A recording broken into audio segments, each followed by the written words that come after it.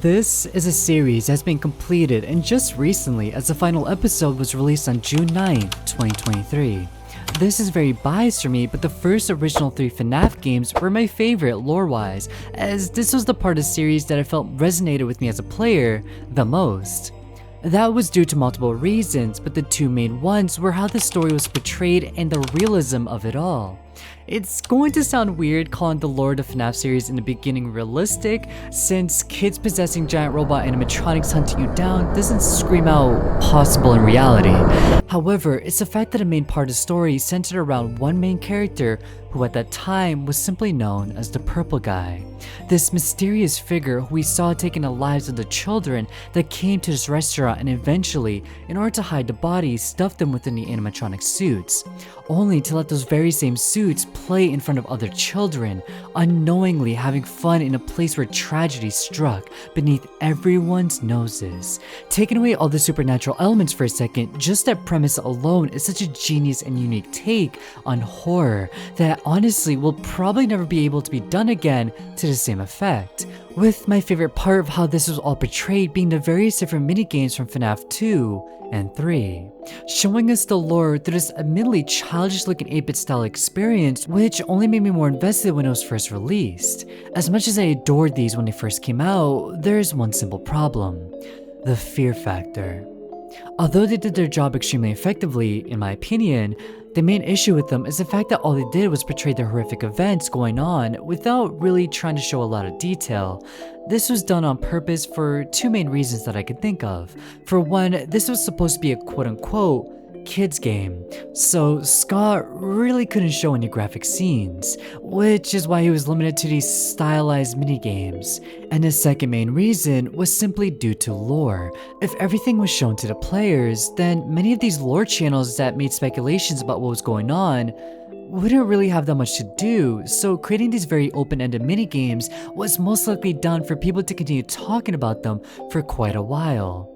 This is when we finally make it to a series created by Volox. Thankfully, he's not like Scott who likes to troll the players, so after releasing his entire series, he puts out one more video, simply called the Afton Archive, the complete series.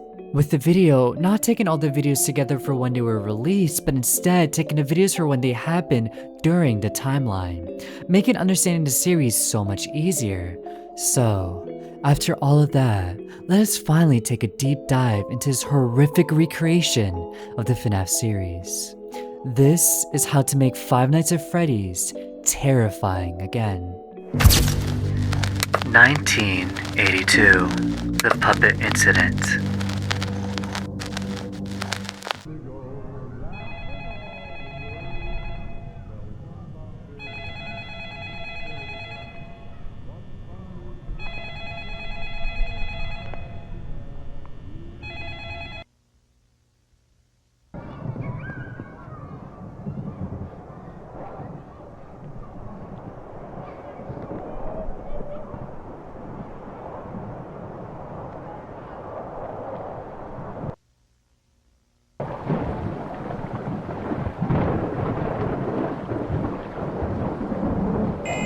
Viewing of this tape is prohibited.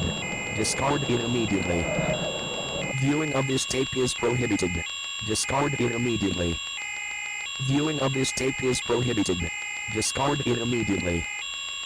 Viewing of this... This was around Christmas due to the music playing from Fredbear and Spring Bonnie. Even without us knowing the year, we know that this is taking place in Fredbear's family diner, the first location that would ever be opened by Henry Emily and his infamous business partner, William Afton. With the perspective of this video most likely being in the eyes of one of the employees as they notice one of the gift boxes has been opened for some reason, before they go outside in the rain and find a puppet next to a blackened bar. Obviously being a callback to the secret minigame found all the way in FNAF 6, Pizzeria Simulator. This is one of the minigames that would show exactly what happened to Henry's daughter, Charlotte, or Charlie Emily. In it, the puppet would be tasked to help protect the kids, but on one rainy night, for some unknown reason, they would get stuck and trapped under another present, with Charlie being seen outside before they're finally able to break free. However, it's too late.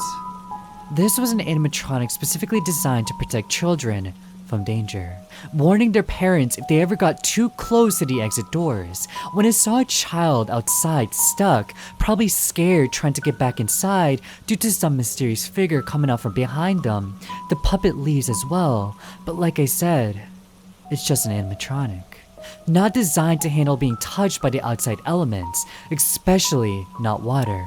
With the rain hitting downwards onto its wiring, it begins to crumble, but its programming refuses to let a child stay in danger, even resorting to crawling to just make it to Charlie.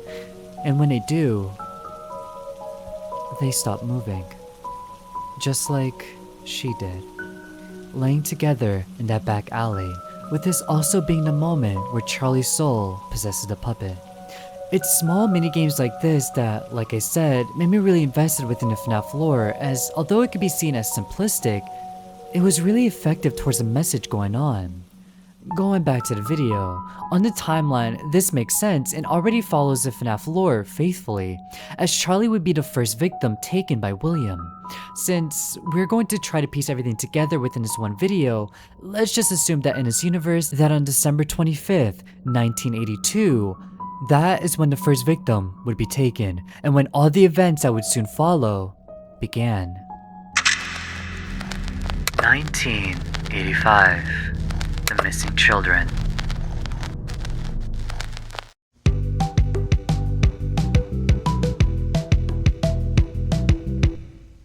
This is a FNAF analog horror series, not a game. However, this episode will be structured as if they were one, which only made me more fascinated to see how exactly they would try to portray their version of events. With this first video being in the perspective of a child in a purple shirt. Our goal is simple: invite kids to our secret party. When first talking to this girl in the ball pit, we tell her that there will be presents for everyone, plus a huge cake. Pretty enticing for a kid, so obviously they say yes. But what's a little strange is we say, don't tell anyone. As we continue, we pretty much do the same thing, and once again, really let them know that they cannot tell a soul. Going one by one to all the kids within the pizzeria until we seem to grow into an adult, still wearing a purple shirt. If you couldn't tell what was going on, we are essentially showing how William Afton lured children to the secret parties that Freddy and his friends were going to be hosting, not letting the kids tell anyone so no one would know where they went missing. 8 p.m. We now have a new goal. Get ready for the party. Here, we are in what I believe in the bathroom, where we shave our beard. After all, we need to look our best for what's going to happen before we put on our favorite spring brawny suit and pick up the cake. We promise the kids a good time with their favorite characters, so that is what we need to give them. As we walk towards them, they get excited and follow us around throughout the restaurant, with there being a total of 5 children for this special little part.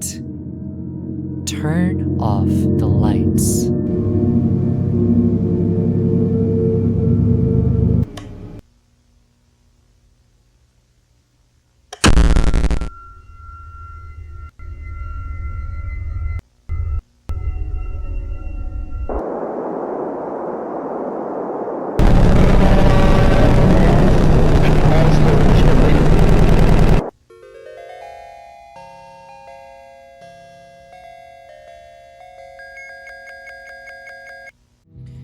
Okay, although it's an 8-bit style minigame, this was probably one of the most gruesome depictions I've ever seen using this style, and honestly, I love it. It's so dark but wonderfully executed that the first time viewing it, it genuinely gave me chills. At least within this quote-unquote game, all 5 of the kids were Afton on the same night. really showing just how brutal this event really was.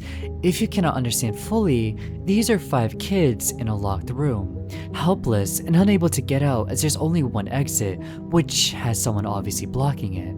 With each child going down, the rest have to sit there, crying, just waiting for their turn, knowing that there is no escape, being forced to watch as William wants them to know that what he's doing is going to happen to them as well, going down one by one, until the only one left breathing is the man smiling in the corner, observing his own handiwork in glee, with no possible remorse or regret for his actions. And one of the final things we see for this tape being the puppet's eye, close to the screen, staring at us. They know what we did. She knows. Charlie understands what the kids went through, as she had to do the same thing just 2 years prior. But for now, even though this event was horrible, the year is now over. There is still more going on as we hop onto the next tape, which appears to be from a view of the camera systems.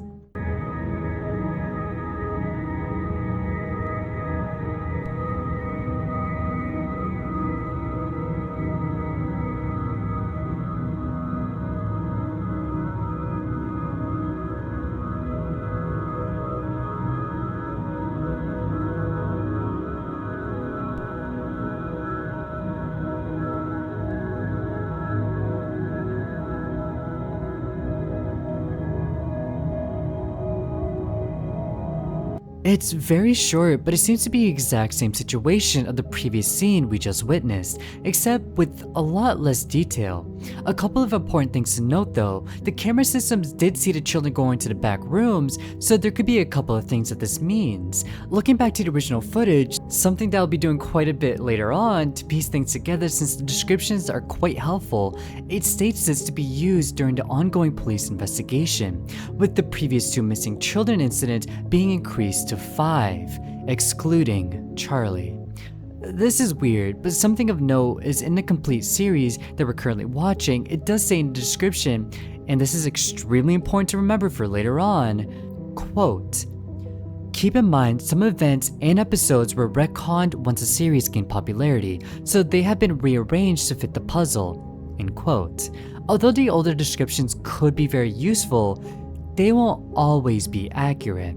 Like how it says on this night, 3 children went missing, but within the game footage we just saw, there was 5 kids within that room. With this specific footage starting off with what appears to be 3 children excited to see Bonnie.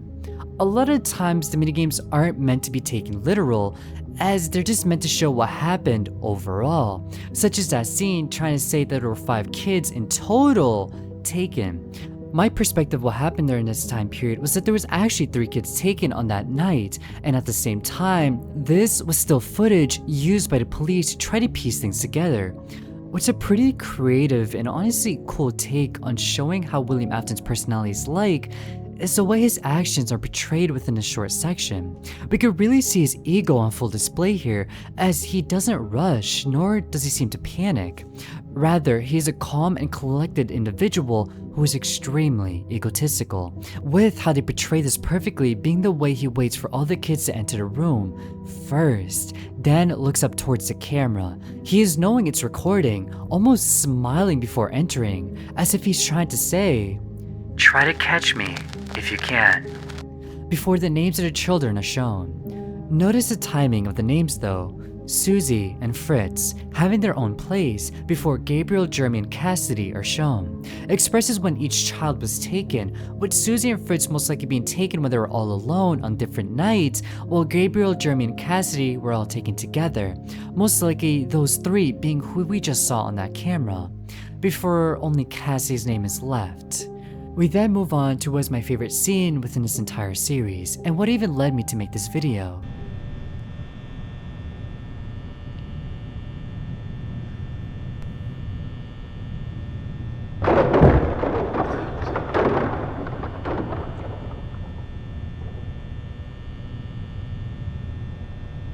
Wasn't creepy enough. Where are the animatronics? They're gone. I'm so glad I've got this on camera. There's nothing there. They're way too heavy to have been moved by a person. I mean, I've looked up. No one could possibly go in.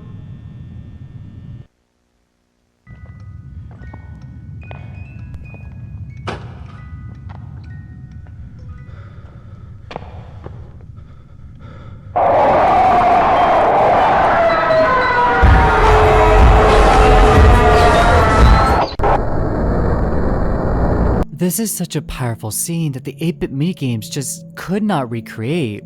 The feeling of seeing the puppet rise up as they give life to the various animatronics with the flashing words of "save them," as well as the original minigame popping up, all of this together being fit as Golden Freddy's face takes its place. It doesn't take much thinking to understand that this is just a recreation of the original Give Life minigame, but seeing it in such a realistic setting was so thrilling and nostalgic. The tape doesn't stop there, as we soon see Golden Freddy, or Cassidy, trying to talk to us, explaining their situation, about how the bunny said he had a surprise, that they would get to see Freddy if they followed him. But soon, it would get so dark and cold. They couldn't see. They felt something sharp dig into their back, and then their neck. It hurt so much. But then there was nothing. They were numb. They felt weightless and everything felt silent. They couldn't see. They couldn't feel. They couldn't breathe. I want to go home. I want to go home. Once again, this was something I've expressed before, and it will always continue to be true. Focusing the attention onto the victims of William Afton will only strengthen the story that you're trying to portray. The first time I saw this was during Squimpus' FNAF tapes, then Battington's. Not a lot of others really show the pain of what these kids went through in much detail. You don't need gruesome scenes to express pain. All you need is some chilling, childish words to really show what one of these kids are going through. Even after everything, the pain, the fear they felt, all they want is one thing. I want to go home. Which unfortunately will never happen. We have one more tape before the year ends, and it appears to take place during the events of Sister Location. Okay, here we go, another shift. As always. God, this place could really use some maintenance. Okay. Off we go. Back to work. God, they couldn't have just inserted normal doors, could they?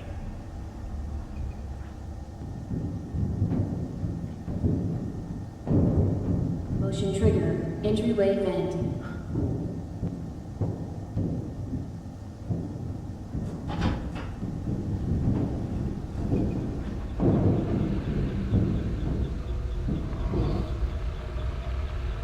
Let's turn on the light and see if Bellora is on stage. Alright, let's get started then. Alright, quick check on Bellora. Okay, of course, yeah, then. Right. Excellent. Let's see what Much Funtime Foxy is up to. Now, for you, Foxy.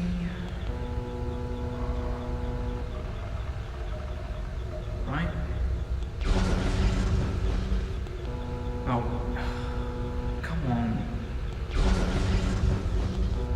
Motion trigger. Circus gallery vent.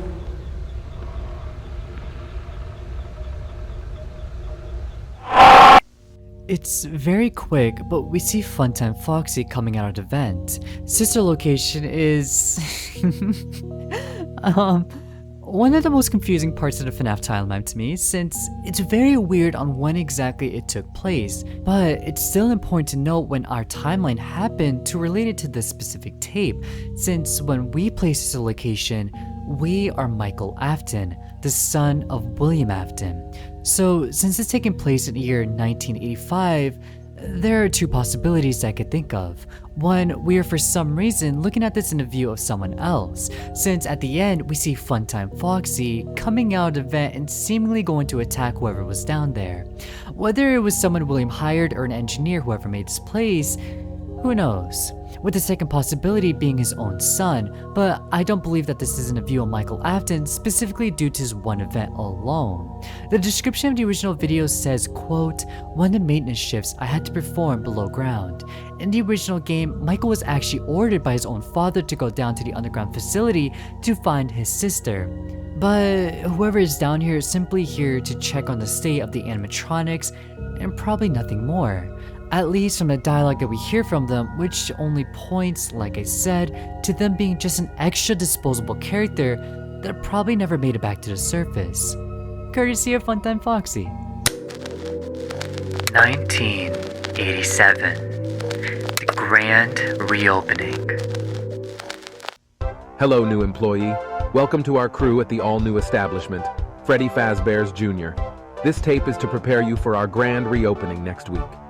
You may have noticed the modern design of both the new location and the new animatronics. We decided to go all out for this rebrand, beginning with our state-of-the-art robots. Completely redesigned to be more kid-friendly, this also includes their own security systems, using all new facial recognition features to be able to identify criminals that may enter the building and alert the staff via a high-pitched tone. After ditching our previous rundown animatronics from our previous restaurant, we decided to reuse them for spare parts. So in case something goes wrong, you are encouraged to direct our engineers to our parts and service room at the end of the hall so that we can save money. Unfortunately, we had to reuse some parts from the old animatronics in the back to cut cost. This means these new models will require maintenance from time to time and may experience some bugs in their system or even showtime errors. But that's okay. Remember, cutting corners is just good business. If this occurs, simply refer to the handbook provided to you, identify the issue, and then contact the corresponding number to book a date for repairs. Before continuing, there are some things that are basically already known information presented within FNAF 2. The facial recognition that is tied to the criminal database, how the older models are being used for parts in order to repair the newer ones. But when we make it to the maintenance checks, there's one thing that I want to point out.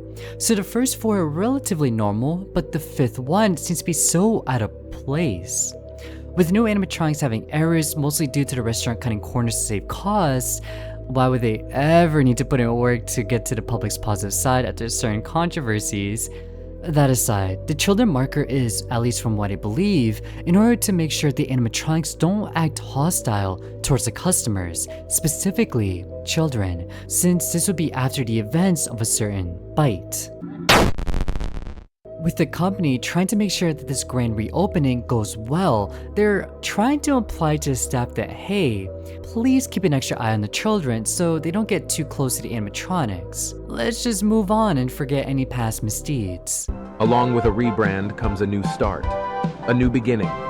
We want our customers to forget past events that occurred at the old location, an event that you should not worry about because nothing happened. Nothing happened to anyone. Rules. In order to keep the mood lighthearted and stick to our newly rebranded childish fun theming, we have very few rules here at Freddy Fazbear's Jr. This, however, does not apply to you. For the most part, a lot of the rules are self-explanatory, such as always arriving on time, no stealing, and no locking children backstage. There is, however, one important rule we expect you to follow. The DNT principle, also known as the do not tell principle, is an easy-to-follow rule that our employees must abide by and should encourage the members of our restaurant to also follow in order to maintain a happy and healthy dining experience. As a member of Freddy Fazbear's Jr., you are prohibited from mentioning anything to do with the old brand and/or location. If you find someone within our restaurant who is discussing this, please report them immediately so we can keep a clean name for our brand. Nothing happened to anyone. Nothing happened to anyone. Nothing happened to anyone. Nothing happened to anyone. Nothing happened to anyone. Nothing happened to anyone. Nothing happened to nothing.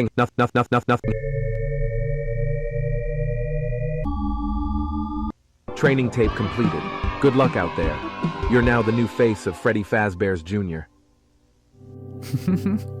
I kind of found this part funny? Just because it felt like they were trying to hypnotize the workers into believing nothing ever happened, with the repeating of the phrase, then finally with the optical illusion that had Toy Freddy's face on it. Essentially, all this tape was trying to show how this new location was trying to cover up all the acts done by not only William, but Fredbear as well. After completing our training to be the best Fazbear employee we could be, we entered the actual location as the night guard.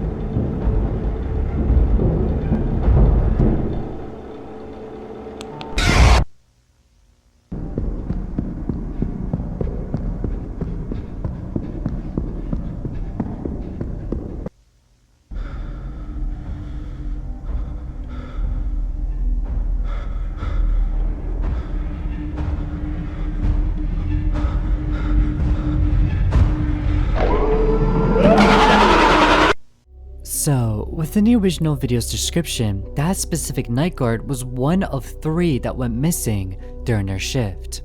Other than finding out just how much of a powerhouse Toy Chica is by being able to hold up the entire table with one arm, showing just how strong these animatronics really are, it seems that we followed the conversation between the animatronics. I'm going to try to piece together what exactly they're trying to say by the color of the text, since that's all we really have to go for. "It's not him," said by Chica, with Bonnie coming in to say he's already dead. Chica continued by saying, "I couldn't stop it." With just these 3 sentences, I believe they're trying to look for William Afton, and since they know William was an employee at Fazbear Diner, they're just assuming that all future employees, specifically the night guards, could possibly have the chance of being William. What's an interesting addition was the fact that the creator added the view of Toy Chica lifting up the table with one arm. Other than this being absolutely terrifying to imagine an animatronic chasing you doing this, it also adds a factor that possibly they cannot control their strength. Remember, these were all children suddenly put in the bodies of these giant robotic machines. They may not actually want to end these night guards, just incapacitate them temporarily in order to see what they look like. With what I believe Freddy jumping in to say, "It's not your fault." Which goes to my second theory about what happened, which is simply, they don't know what William looks like. So they're ending anyone associated with the business, hoping that one of them will be him in order to finally move on. Then the final color introduced being white. Stop messing with the new animatronics then. Who is most likely the puppet. You cannot control them. With the final clear message from Chica being, "I'm sorry." We know that these new animatronics have a free roam feature that the older models probably don't, so it might just be all that much harder to control their movements properly since they're not used to it, with one of the final messages being in the face of Toy Chica saying, "We are one and the same," probably referring to how they're now the same as the one that took their lives after they ended an innocent night guard. A couple of important things we should note down before moving on. For one, the older models seem to be able to possess the toy animatronics. However, I believe they are only able to possess the ones that they use their parts for. So if Toy Chica uses a part from Wither Chica, then whoever's inside Wither Chica can just switch suits whenever. The other important thing to know is the guilt that follows their actions. William was a remorseless monster who didn't regret his decisions, not even near his bitter end. Although they do feel horrible for what they're doing, that doesn't stop them from viewing themselves as the exact same as the one who put them within these suits. It's the humanizing factor that transforms these children from vengeful spirits to fleshed out characters. They don't want to do this, but they feel it's necessary in order to finally move on, whether it's out of revenge or the fear of being trapped forever. They all simply want to leave in the end. So, let's see what else this place can hold for us. Okay, let's do this. I'm looking forward to this one. Freddy Fazbear's Jr. Okay, so we know about the past of this company, and well, I may have done my own research here and there before getting called in. The next video is the longest in the series and it's a whole 7 minutes. They're not a maintenance worker, but instead someone who's trying to find out what's going on, believing the issue is much more supernatural, saying that the root of the problem could potentially be the withered animatronics that were stashed in the parts and service room, especially since these have been known to walk around as well, until they decide to do this. Let's just go take a look. That's what it's all about, right? Paranormal investigation.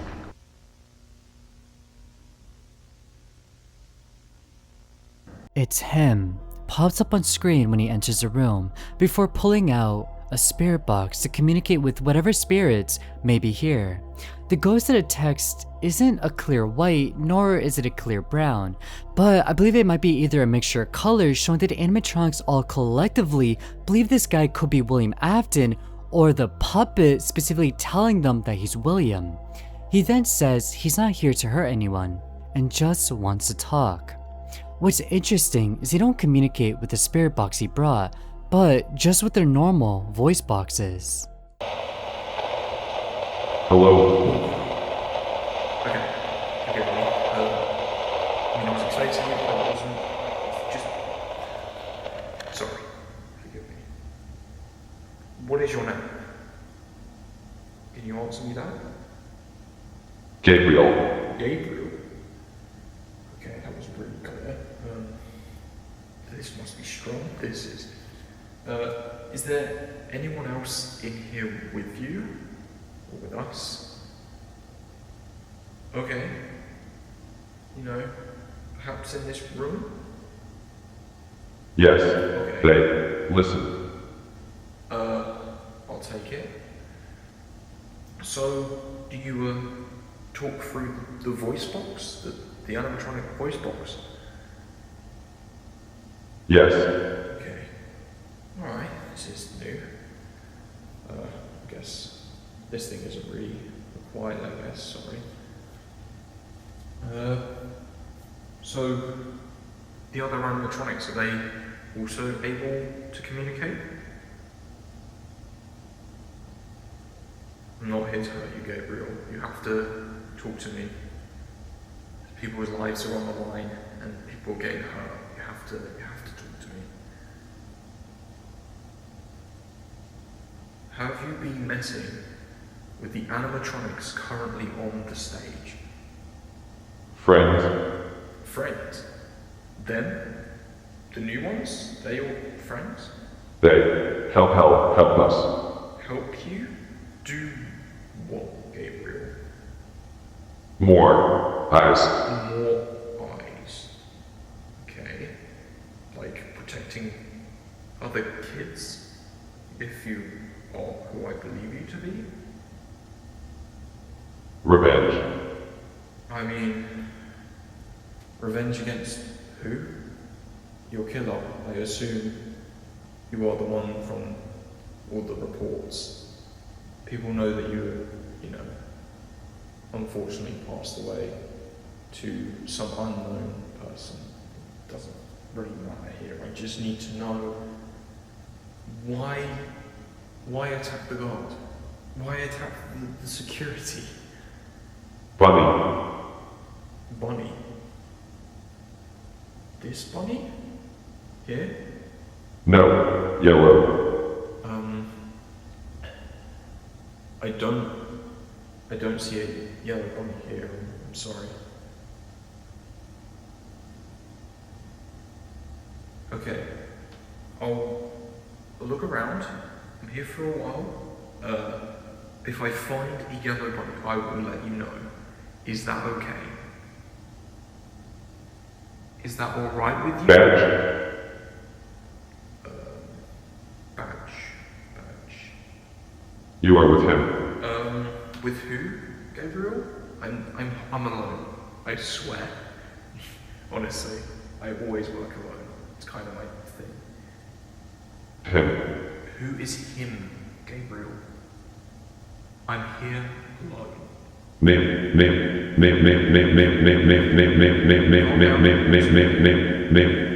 What are you talking about? You have to be more specific.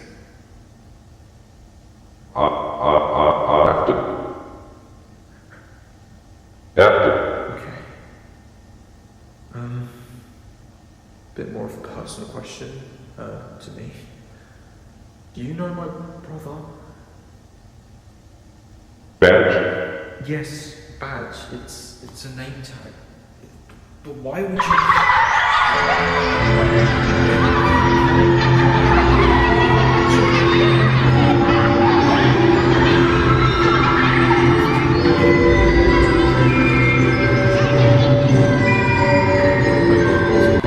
Just calm, relax.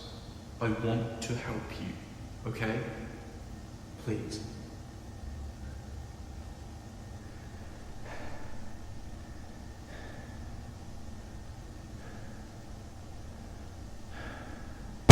Other than being a completely nerve-wracking experience, not knowing what's going to happen next, it confirms our suspicions that they're in fact attacking the night guards out of revenge due to them having a badge. We can't see who's holding the camera, but we could assume that they might be wearing the Fazbear uniform or at least wearing some sort of badge, which is what triggered the animatronics to become hostile. They say it's actually a name tag, but these are children possessing an animatronic, so they may not be able to tell the difference between what all badges would look like and just assume that all badges mean the same thing. Like I said, we don't see whoever's recording, nor do we know what their name is, but what's a really weird question is after Freddy says, Afton, they ask, do you know my brother? Which is where we could go to a couple different directions. The reason they came to investigate this place is due to her own brother being one of 5 missing children during 1985, 2 years prior, which could be why they sound so hesitant to even ask since it's been so long, assuming the bodies were unrecognizable since they were stuffed into the suits and left to decay for who knows how long. It could give some kind of closure to at least know what happened to their own brother. Gabriel obviously isn't who they're looking for since they didn't ask, are you my brother? So the other 2 contenders could be Fritz or Jeremy. Though this is unlikely since they would have been able to recognize their own brother and probably stepped into talk if that was the case, with the more unlikely but still possible theory that this could be Michael Afton once again. He always seems to be popping in and out of places for some reason. Of course, this is assuming that after the events of FNAF 4, the crying child passed away. So perhaps they were hoping that they might be able to talk to their own brother one last time to at least apologize for what he has done to them. The reason I'm saying this is unlikely is simply due to the jump scare near the end, since the tape just ends, and is the same reason why I don't believe the sister location video had Michael either. Whoever we view these videos as gets attacked shortly after, at least assuming they do since Freddy believes that this guy who had a name tag might be working with William Afton. Another important thing to note is that they actually caught a glimpse of their killer's name tag, which is extremely important. They may not be able to know what they look like, but they certainly know what their name is. This is when we make it to the last video for the year 1987. I wonder what important event this video could be about. Hello? I need someone to go down to Kids Cove. Apparently another one of the kids was messing with the mangle and must have damaged his circuit.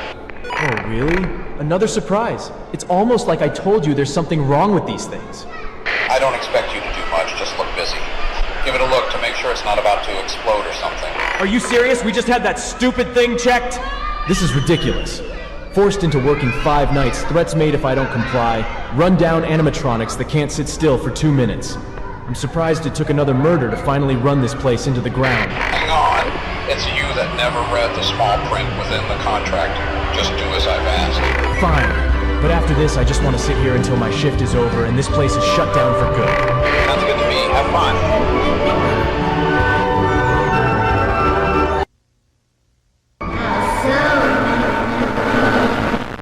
Well, feeling twitchy all of a sudden?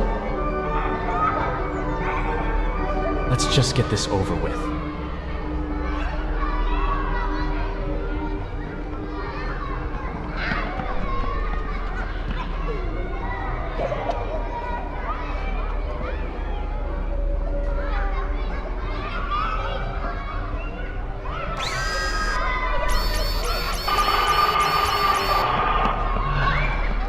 Here I am, looking busy.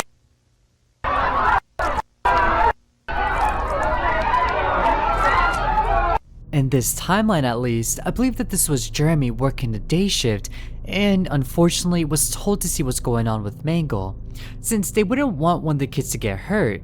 So, let's traumatize them instead, putting our heads extremely close to their jaw.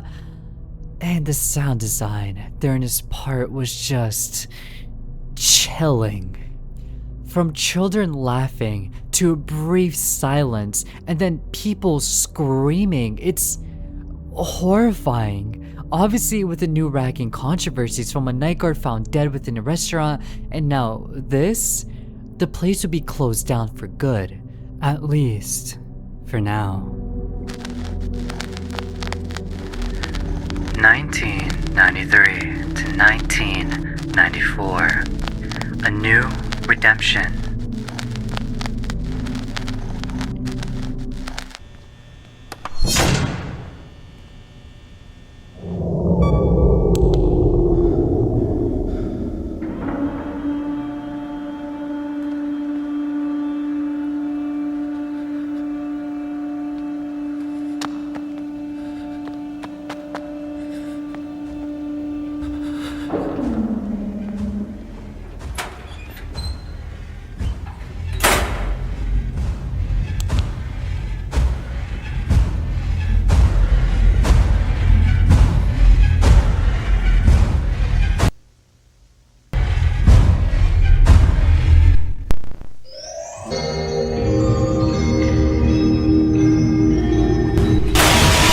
This was a really short clip about what would have happened to one of the night guards if they somehow ran out of power within the location presented in the original Five Nights at Freddy's game.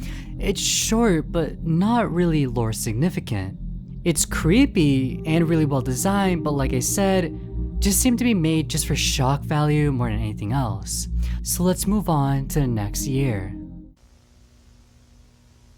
Ahoy, me mateys! It me, your favorite swashbuckling buccaneer, Foxy, the Pirate Fox! When I tell ya, we've got a grand show for you today, in just about 10 minutes! Wait, 10 minutes? That's right, 10 minutes! Can you bloody believe it? 10 minutes? Why, we better gather our gear before time runs out. Oh, and I've got to prep my singing voice. La la la la. Bonnie, make yourself useful and mop the stage, will you? Just try not to slip, Cottontail.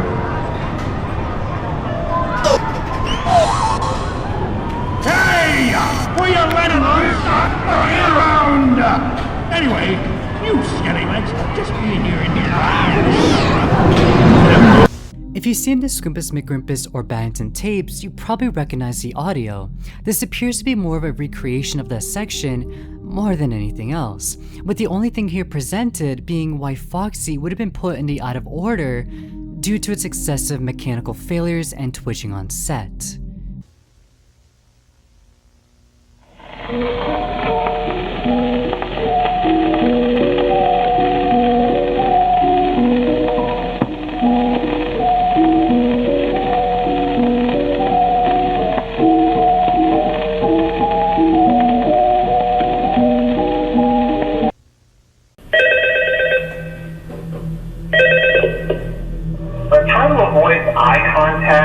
The animatronics side as you can. The characters have been acting very unusual, almost aggressive towards the staff. They interact with the kids just fine, but when they encounter themselves, they just stare.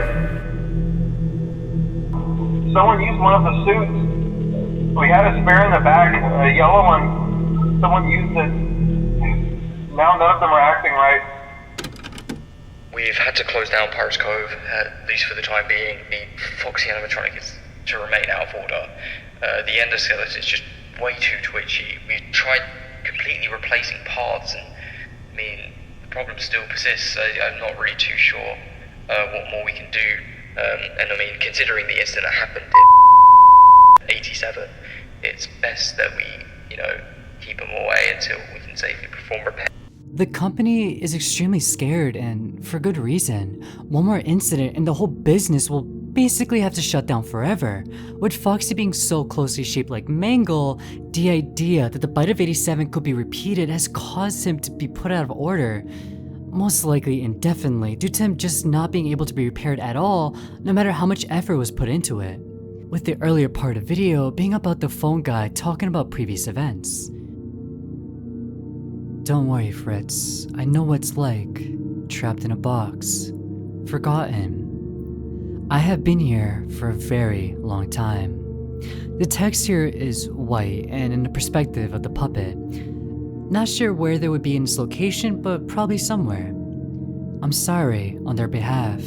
A brownish text, but probably is Foxy talking, due to how much Foxy's been the main focus during this episode so far. No, I understand their anger. It's awful.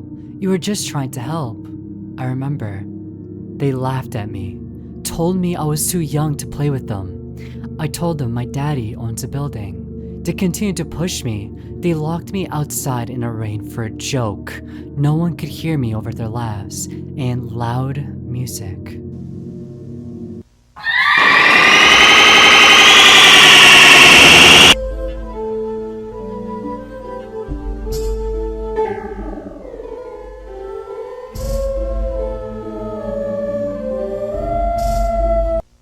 I saw him pull up in his purple car and ran to tell him about the bullies, but as soon as I got closer, I saw him holding something. He told me to blame my father. I couldn't move. I was so confused and scared. He grabbed and hit me over and over. I could feel the object digging into me all over. I didn't have the time to scream before he...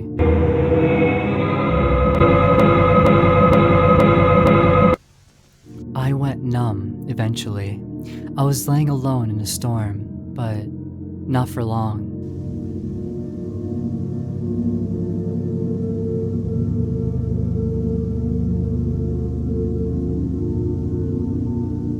Okay, backtracking a little bit, that scream that randomly popped up happened when I was wearing headphones at 2 a.m.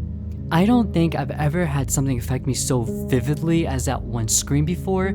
I enjoy a lot of horror media outside of FNAF, and something that I particularly do have more of a fascination with is disturbing media specifically. Seeing what kind of grotesque things people can come up with is something strange. However, from all the jump scares, gross scenes, and morbid appearances that these kinds of films and shows would try to portray, none have drawn out the same exact amount of intense feelings I got from this specific scene. It's a mixture of the hyper-realistic puppet mask with the story going on behind it, the slow, silent build-up, topped off by the extremely blood-curdling scream, with the text, "Are they laughing now?" flashing in and out. This is truly the peak of FNAF horror, in my opinion. Beautifully horrific story writing matched with amazing visuals and sound design. I never, ever lost sleep due to anything FNAF related, but this, even now, I could still hear her scream in the back of my head just repeating, which would only be amplified by the rest of the way she would describe her own death. This one scene has become one of my favorites out of any FNAF animation, no, any FNAF media out there that I have ever seen. Oh, hello, hey, wow, day 4, I think you can do it. Hey, listen, I may not be around to send you a message tomorrow. It's been a bad night here for me. I'm kind of glad that I recorded my messages for you when I did. Hey, do me a favor, maybe sometime you could check inside those suits in the back room. I'm trying to hold out until someone checks. Maybe it won't be so bad. Yeah, I always wonder what was in all those empty heads back there.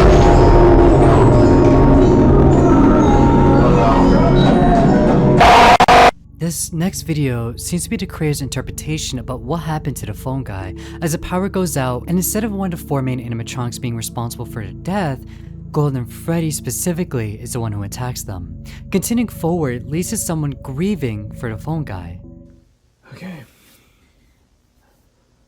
Well, I managed to survive another night, but unfortunately, he did not. He clearly knew he was going to die in this moment. I mean, you could hear it in his voice.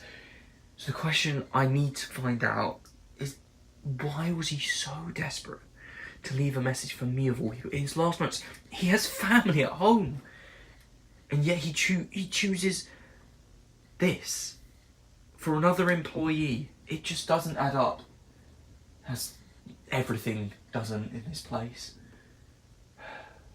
Okay. Well, that whole night, I just couldn't stop wondering, why was that message so important to have been left at all? But playing it back, I noticed this. You could check inside those suits in the back room. I always wondered what was in all those empty heads back there. I decided to document this as a part of my investigation. So, next stop is the parts and service room at Freddy Fazbear's Pizza. I've got a shift starting soon, so best go now, get in there about an hour earlier, check out this tape, and then hopefully not end up like him. Alright. Before we move on, I just want to appreciate the new approach of using a phone guy's last message in this way. When this was first released, it wasn't meant to ever be used like this, but instead it was just a scary moment. After all, FNAF 1 was just a small indie project that no one could have predicted would expand this far, but to let the phone guy's desperate attempt to finish this call mean something, make them want to give out a message that was more important than their own life, that kind of change in story direction is genius. Using already established voice lines but changing their meaning to accelerate your own story isn't easy to do, but it's done so well in this exact moment. However, after hearing this message, it influences whoever is listening, who is most likely the very first night guard we play, Mike Schmidt, to take the phone guy's advice. Go to the back room.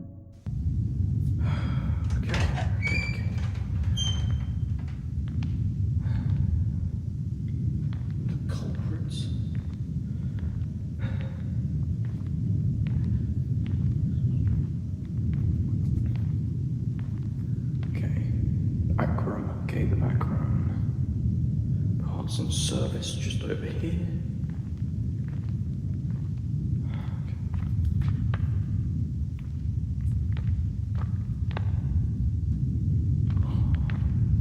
God, what do they do to you?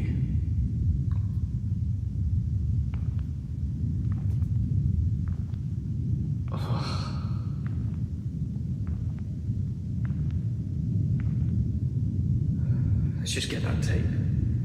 Alright, which head is it then? Ah, okay. It's gotta be this one. Got it. Alright. Let's head back to the office, put this in, and get started with the shift.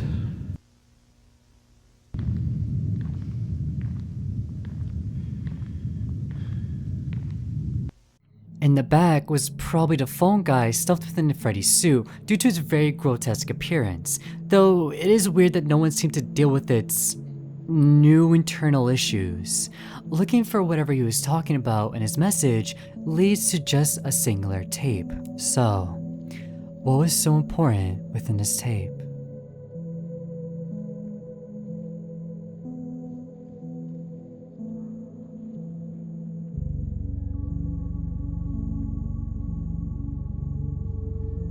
Hello, Michael. This was a tape directed towards Michael Afton, but isn't the person working supposed to be Mike Schmidt? Well, they're the same person. Mike Schmidt is just a name that Michael used in order to escape his past, but now he can't run away anymore, learning that the death of our father wasn't done from a car crash, which was what we believed for so long. Instead, it was done by his own creation. Henry Emily was the one who found him, and surprisingly, after all these years, he's still alive. Ironically trapped the same way he did to the same kids many years ago. This is a way for him not only to free the kids finally, but to have a way to let go of the past. This was done before, but instead of the phone guy, it was done instead using a puppet. I feel as though this feels like a stronger version of trying to get Michael to take down his own father, as incorporating the phone guy from FNAF 1 was just amazing. And especially how it gave more meaning to his death. So far, the series has been extremely faithful to the original as it tries to tackle each transition to the next by always using what was already established. So with all of this, we don't go directly towards the end of the events of FNAF 3 yet. 1995, the most confusing year. This is a recording on behalf of Fazbear Entertainment as we perform the maintenance repairs requested by Afton Robotics. Mike never showed up to his shift, so now I've been pushed forward to take over for the evening. This place is so creepy. Regardless, I'll begin by what the hell? What on earth happened here? I wasn't informed of any of this. I have no clue where to go from here.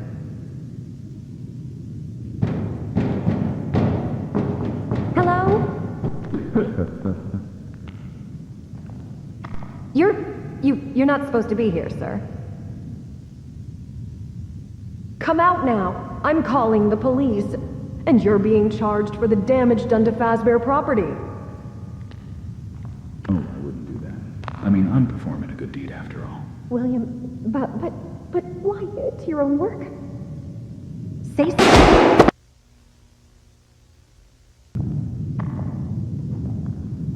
Did you not even think that there might be a reason I didn't want Mike coming into work today? Oh, those kids constantly screaming at me every night. My daughter is in need of help, and this is a good deed. I will save her the same way those awful kids managed to cling onto those ridiculous robots. But unfortunately for you, I can't have anyone finding out.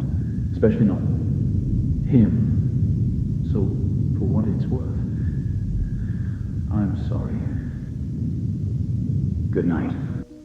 Okay, I'm a little confused by the progression of the events currently. In the beginning of the tape, it clearly states it to be March 22nd, 1995. And when this woman enters a pizzeria, the animatronics are very broken, much like the FNAF 3 minigames of when William breaks them into pieces, with us presumably getting attacked by William as a person, not as Springtrap due to the weapon they used. So, how were the events that happened at the end of 1994 possible? That tape clearly says that our father was found in a back room, spring-trapped, screaming in pain due to how painful that experience was. But here, somehow he is alive again with him calmly talking to this woman. She even recognizes William by saying, "Why would you do this to your own work?" I tried piecing this together in a way that would make sense. I couldn't though. Maybe this was actually recorded earlier and this is just what it was found, but that didn't make much sense either since the description of that video says it was recorded that same day. Maybe this was actually Michael though, but the main voice says it's a reason I didn't want Mike coming to work today, with my final guess being that this could potentially be Henry, Emily, but even then, their voice will soon come up and they sound nothing like William. So, for things to make sense, this is what I believe happened. This was either an actual lie and not recorded on March 22nd, 1995. What's important to note is that this video was made February 10th, while the phone guide tape was made on April 28th.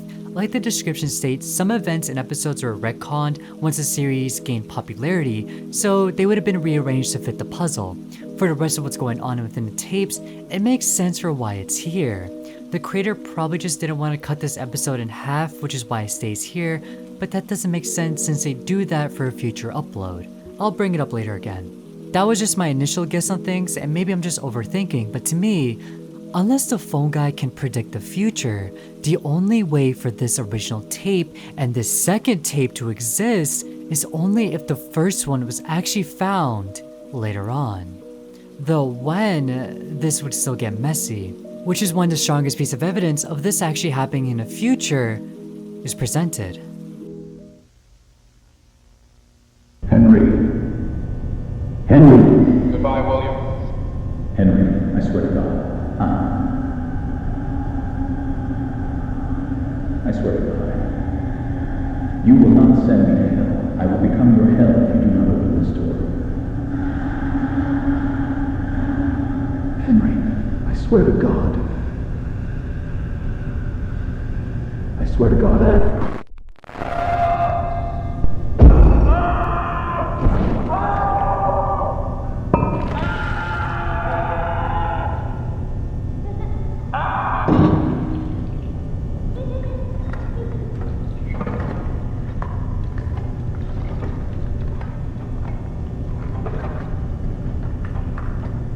The day William Afton becomes one with the suit is a year after the tape that the phone guy left. So, yeah. This tape never should have been made, it's just not possible. We'll come back to it when trying to figure out the correct timeline of events. Don't worry. So, let's move on. 3 days into the future.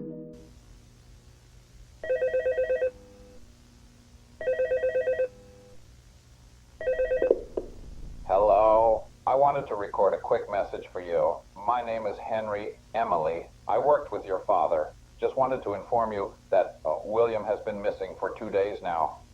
I already put out the reports yesterday, but just thought you should know. And I know he wasn't the greatest to you, but considering he's still family, I thought I should let you know. I am very sorry to bring you this news regardless.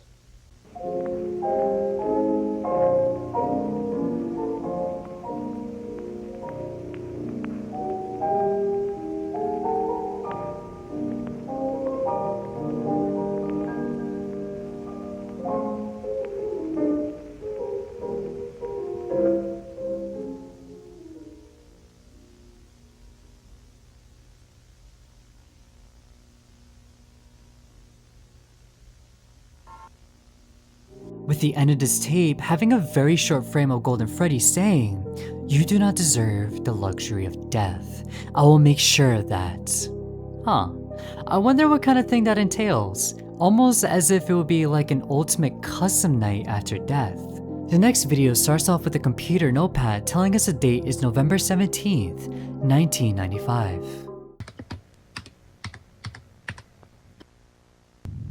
Okay.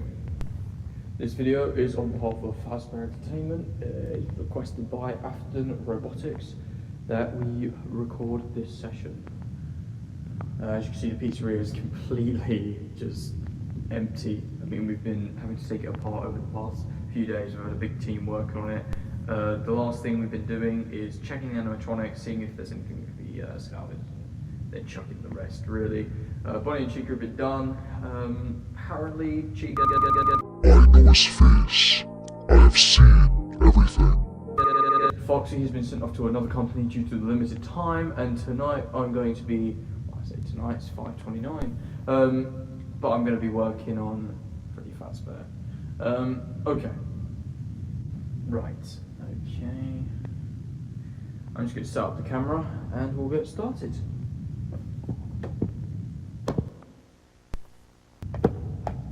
Okay, right. Alright, camera set up. Okay, I have on file here that apparently foul odours were coming from the suits after multiple maintenance washes. The problem still persists. So, my job here today is to see what can be salvaged, basically. We're going to test the animatronics, see what parts work, don't work, because these things are old, and whatever still is functional, when we take it apart, we'll ship those parts off to other locations, or we'll sell them ourselves, and the rest can all be, well, scrapped. Right, let's get into this then. Let's power this on. Oh, okay, perfect. That's a good start. I mean, I was hoping it would at least power on so we could start this. That should be the right arm. Okay. Right arm seems jammed. I have to note that down real quick. Okay. Right, so the right arm, wait, well, it could just be rust. Let me just... Okay. Never mind, the whole arm's frozen up. Yeah, alright, so the whole arm is done for. I'll give it a better inspection when I take it apart, but nothing is responding on here. Let's try the left arm. Okay, nice. Okay, so we got a functional part as I had hoped for. Lovely. Okay, got that now.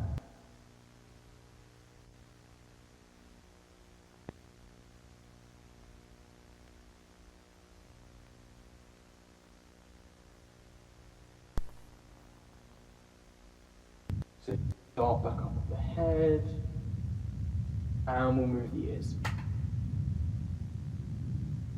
Okay,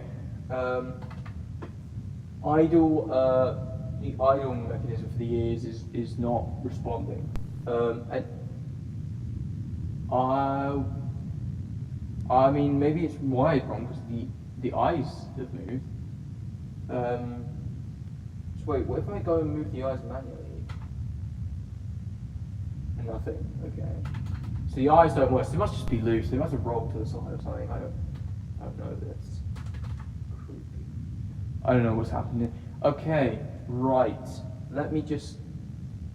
Okay, either there's a massive delay because I didn't do that. I have not touched anything.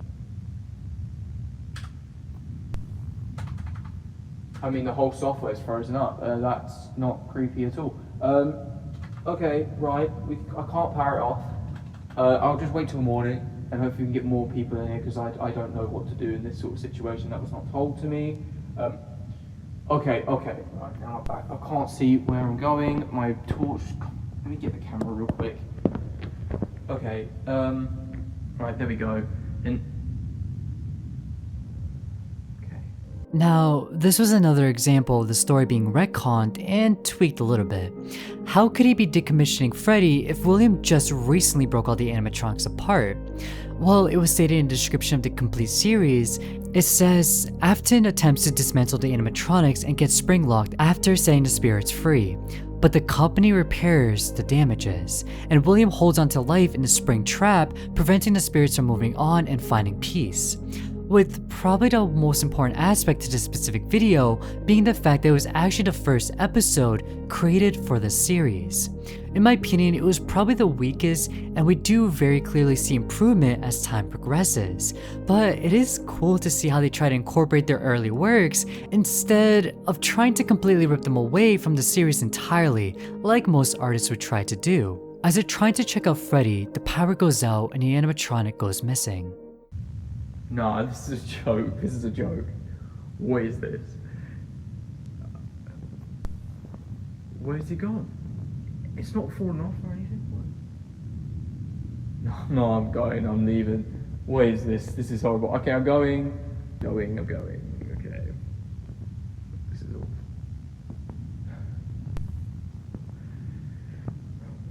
It's gotta be some sort of joke. This is not real.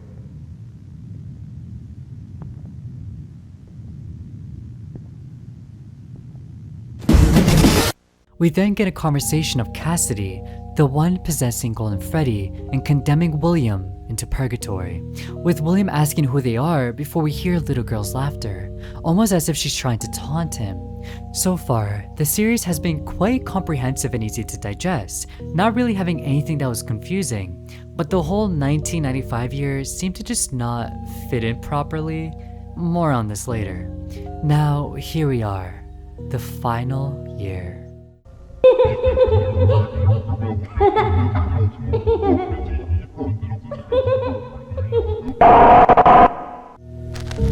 2023, the finale.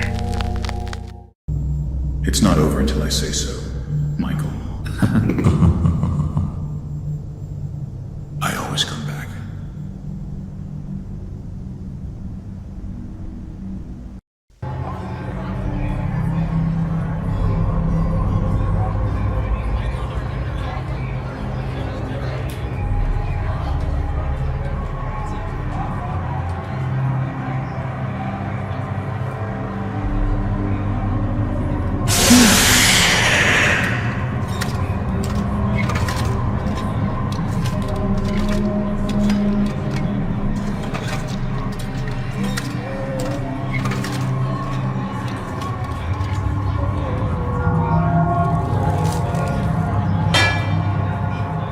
The introduction to this year just shows us how the new horror attraction looked like and the way it was structured, using old animatronics to create fear towards the guest. Nothing else is really shown, so let's move on to the next.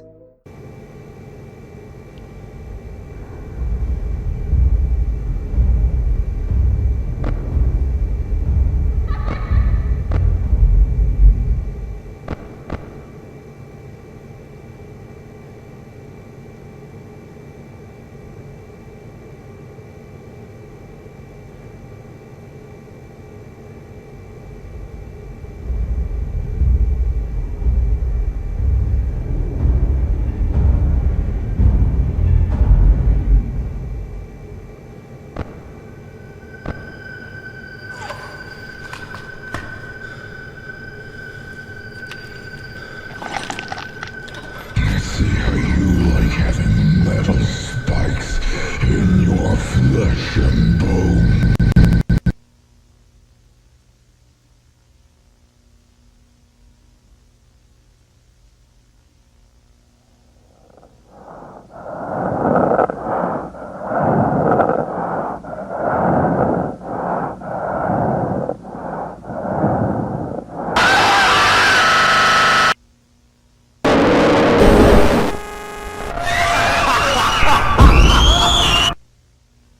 The description to this video was a whole nother ride. They finally brought him in today. He looked nothing like himself. Then again, I don't either. He found me during my night shift and seemed to recognize me immediately. I didn't know what to do at first. I just froze. He spoke to me with the same tone of anger I remembered from long ago. The same violent hatred I suspect he had when he lured those children to the back room. I managed to just barely sprint for the exit behind me. I swear, to those poor souls, the Afton name will go down in flames, while they finally rise up in peace. With the final scene showing the various different missing kids until we make it to Cassidy, once again solidifying her name to be named as the one you should have not killed. Enough of this dark edgy stuff, let's have a party! So as you can see, we've refurbished a lot in hopes of bringing in more customers and reviving the Fazbear name. Oh wow, you have really cleaned this place. Never in all of my years have I ever seen a restaurant under the Fazbear name look as clean as this. I'll tell you that now. Yeah, it's pretty new. Although the one we have in the back, I just don't get why you'd be interested in that scrap of metal. You know, it's on the inside that counts. Right. Don't worry about it. Alright, where is it? Did you know this storage room used to be an original Freddy Fazbear's dining area? Okay, it'll be on your left. Oh wow. Yeah, I've never seen this design before in person ever. Wow. I'm so sorry. Don't be. I'm making my money back off. I wasn't talking to you. Okay. We're on a tight schedule, so if you could take it now, that'll be $13,250. Yeah, sure, whatever, alright? Just give me a second. I can't believe he did it. It's okay. I'm gonna set you free. I get that you might need to film this purchase for your boss or something, but why exactly VHS? Henry, we've done it. We've done it. I've gathered them all in one place, just like you said. Everything's ready. She's in the back currently. She's, not happy at all. I do not blame her, but we cannot risk taking that one apart. She'll flee again. All right, that's brilliant. I'll be there tomorrow to set everything up. I'll see you then. See ya. A fitting name to this episode simply called Reunion, with its description summarizing things as well. In 2021, Henry and I, who's Michael, opened an all-new Freddy Fazbear's establishment in hopes of reigniting nostalgia while also bringing the franchise to the 21st century. The main goal was to lure the spirits back to the building and end this once and for all.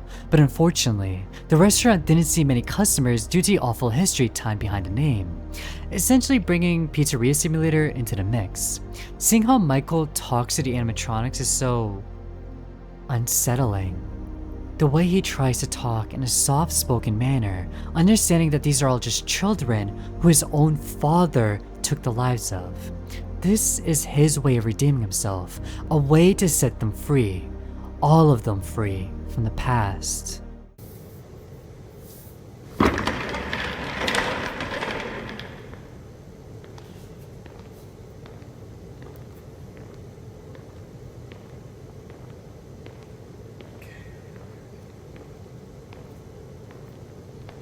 There's nothing.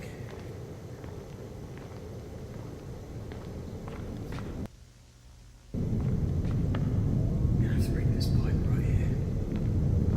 Okay.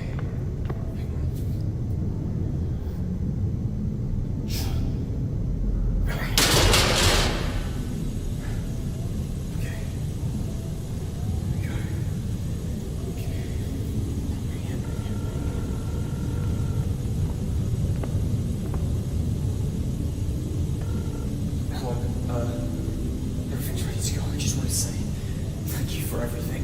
It was my honor. I'm at the reception area preparing to evacuate people from the park. The stage is all yours. I think he's nearby. All right. Remember, you won't have long to reach the exit before the generator explodes. Good luck. I'll see you in a bit.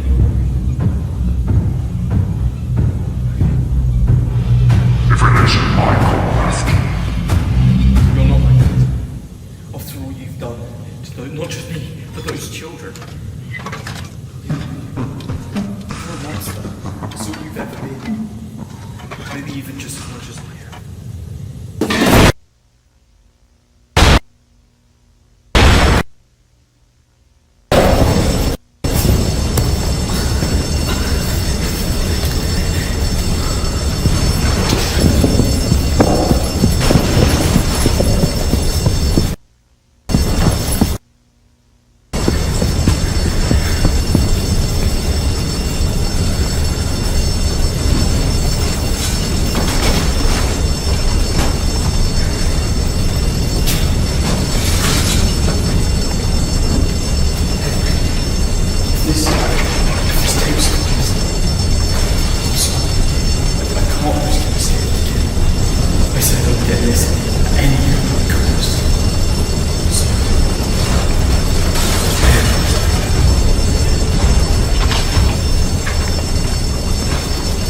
William.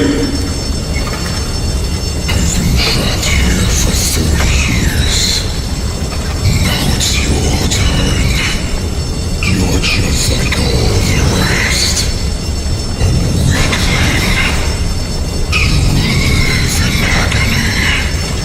See you now.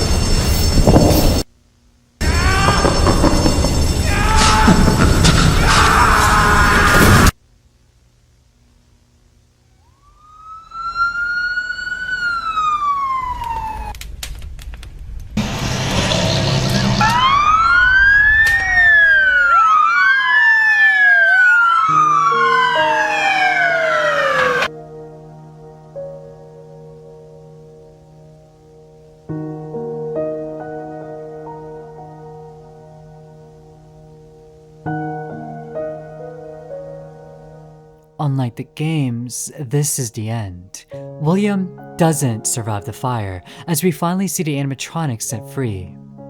Well, most of them. There's still one more who just cannot let go of the past.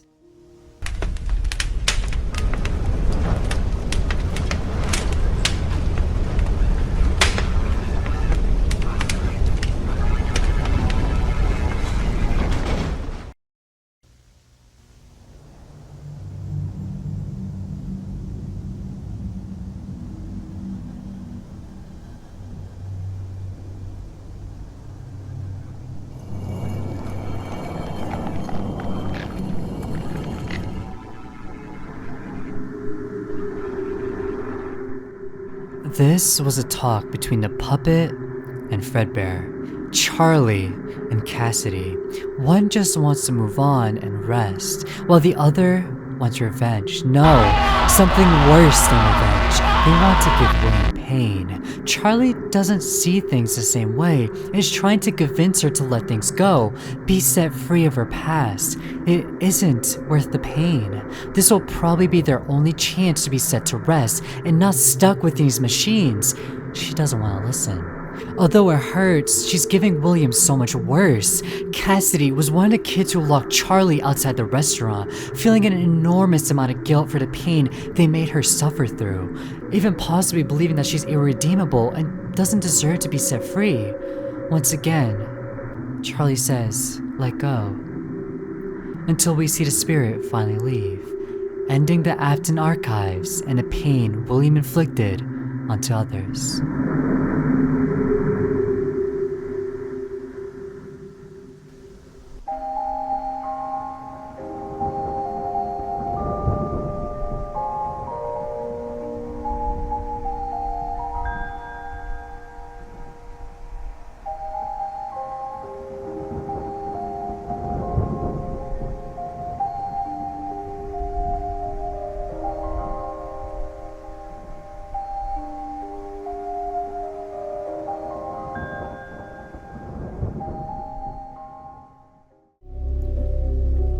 piecing things together. Obviously, this is very much based on the original FNAF lore, but that doesn't mean everything is always one for one. Starting the whole series off was the death of Charlie outside the Fredbear's family diner, who would go on to possess the puppet. We don't really see the perspective of William directly or their potential reason for doing anything within this specific series, but if it's loosely based on the original lore, this simply was probably due to the growing jealousy towards Henry. Soon after, either in a span of 3 years or all that happening 3 years later, 5 children would go missing, using the Spring Bonnie suit in order to lure children to the back room. Even though the police did see what the killer used, they could never identify him. Soon after, the puppet would give life to the children in order for them to move on peacefully after getting revenge on William Afton, though there would soon become 2 very conflicting ideologies present. One from the puppet who wants the kids to move on, a simple dream, while the growing vengeful spirit Cassidy who just wants William to suffer, even at the expense of herself. The events of Sister Location also happened, but that's confusing, so I won't be talking about it. All I'm going to say is that this most likely isn't Michael, and there was a reason, but there was only a very short clip of this within this 1-hour collection of videos. Due to the multiple growing controversies, such as the Bite of 83 and the multiple missing children's reports, Fredbear Diners closed down. Woo! The grand reopening of Freddy's Entertainment, let's go! Where the employees are told to act as if nothing ever happened within the past. And if anyone even whispers it, they're crazy. You need to gaslight them into thinking otherwise. It never happened. Out of desperation, the children possessing the animatronics begin to hunt down any employee after hours, since they want to be able to move on as fast as possible. Though the growing guilt of taking lives is starting to make them feel as though they're growing too similar to their own killer. Another random extra appears trying to talk to the withered animatronics. If it was this easy to talk to people, they should have just told someone, "Hey, I know my killer is a worker named Afton." But what do I know? I'm not an 8-year-old trapped in a metal suit. Or they realized that people could just easily say they were hacked and decided to go with plan B. Unalive this random guy who seemed to just genuinely want to help. Also, this other security guard just straight up dies because why not? FNAF's 2 location is permanently shut down due to workers dropping like flies every time the moon rises. Plus, Mango just couldn't keep her twitchy little lips away from Jeremy. But whoa, they made FNAF 1's location open. It's a lot more cozy. It's a win-win. Using parts to repair the older models while scrapping the toy animatronics in order to save on cost. Foxy is being broken, so he permanently goes into the trash bin, aka the out of order timeout zone. Wouldn't want a part 2 of the Bite of 87 happening again. Haha. I've watched this part over and over again, and I have come to the conclusion that this doesn't happen. Nope, doesn't exist. I like the concept of creating something using the phone guy's death, but this specific tape should not be able to exist since it depicts things that will happen later in the future. Which makes even less sense since this is a pre-recorded message, so this makes it even more in the past? How long ago? A couple of days, weeks, months, or even years since this was the same phone guy from FNAF 2. I tried to make this work by saying that this could have been made in the future, but like I said, the phone guy pre-recorded his messages. The time William died and the time the phone guy died are not even close. We know for a fact that the death of William Afton happens only after the FNAF 1 location closes down, so for simplicity's sake, this impossible tape was a mistake and shouldn't exist. If somehow one of you could DM me a plausible explanation to this, please let me know. My Twitter and Discord DMs are always open. William straight up bamboozles this random person who I think is just a nameless extra. Probably an employee. I don't know why, but they called him in and just said, "Bah, bah." Same day, he gets chased into the Spring Bonnie suit where he has a swell time. He's finally gone, except he's not, since now he's possessed an animatronic suit. Cassidy finds out, and woo, he's not gonna have a fun time in that purgatory. Just imagine 50-20 mode for the rest of eternity. Michael and Henry create a new business in order to collectively drag all the spirits onto one location. It probably wasn't smart to start a fire while we could audibly hear guests inside. We literally hear Henry saying, "I'll evacuate everyone." It's not like William was going anywhere. Anyways, this is a pretty cool animation of Springtrap on fire. Wee woo, wee woo, wee woo. Slowly, the masks show up, letting us know that their souls are finally free. except for Charlie's and Cassidy's, fighting and arguing. I wanna torture William. Don't do that. I wanna. But like, that would mean you wouldn't move on. But he should be tortured for eternity. Don't do that. I'm sorry I locked you out in the rain and laughed at you and made you get murdered by a crazy sociopath and potentially snowballed the entire events that led us to this exact moment, but just because I thought it was funny to see you cry outside. What? I wanna torture William, Charlie. Don't do that. Okay, fine. Then they poof out of existence, and that's the Afton archives. The end. Okay. The final scene I do believe shows Cassidy listening to Charlie and actually leaving rather than trying to torture William, ending the cycle of violence once and for all. This was a pretty cool recreation of the FNAF lore that generally felt terrifying at moments and heart-wrenchingly detailed at others. I truly enjoyed watching every moment, and especially trying to see how they were going to try to outdo themselves within each video. The only part that keeps coming back to my smooth little brain is that one VHS video the phone guy left. I really wish I could understand what I'm missing here. Anyways, that's the Afton archive. Hope you all enjoyed this ride as much as I did. Their channel will be linked down below. You should definitely check them out and their other works as well. They do an amazing job at animation. They even made an anti-piracy Minecraft VHS style horror, which is definitely something else. If you like this video, like and subscribe. Comment something down below. It's been nearly, I don't know, probably an hour. I don't know how long this video is going to be, but I bet you could definitely find something to comment. What's your favorite part? Was something you were confused about? Or was there something I just completely wrong about? In the meantime, I've been talking for an extremely long time, so I'm going to go take a nap. Peace. A quick thank you to Ori, Brian Strix, Duck, Krev, Ryan Buarez, Samuel Butenes, Kingly, Beyond, Appletree, A1A2 Abrams, and Angel GC XS. Thank you so much for supporting the channel by becoming members. It really means a lot.